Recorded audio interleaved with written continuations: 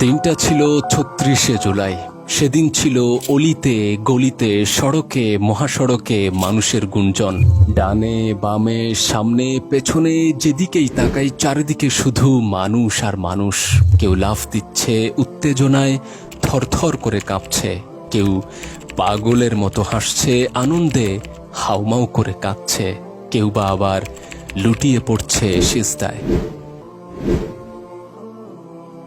কি অদ্ভুত সেই গুঞ্জন, কি মায়াবী সে শব্দ। দুচোখ দিয়ে না দেখলে এ দৃশ্য বিশ্বাস করা যায় না। দুচোখ দিয়ে দেখেও কি বিশ্বাস করা যায়? দেখে মনে হয় যেন উত্তাল ঢেউ আছড়ে পড়ছে সমুদ্র সৈকতে। বহুদিন পরে, বহু দিন পরে, অনেক নীরব নিস্তব্ধ বছর পরে।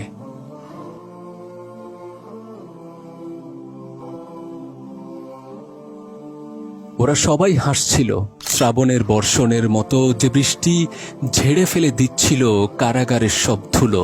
কেউ আবার কাঁদছিল এক রক্তক্ষেকোকে পানিতে ডুবিয়ে দিয়ে, যে তাদের স্বাধীন আকাশের টুটি চেপে ধরেছিল কত শত রাতে।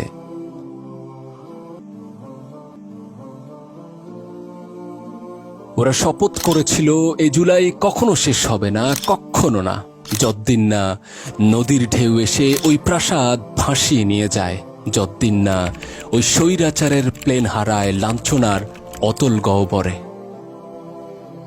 আর আমি দাঁড়িয়েছিলাম জনসমুদ্রের এক কোণে, হতবিহ্বল হয়ে দেখছিলাম এই আনন্দ বেদনার মহাকাব্য।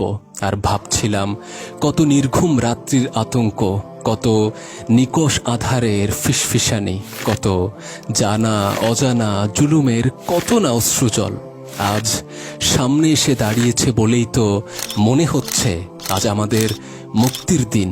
আজ আমরা সত্যি স্বাধীন।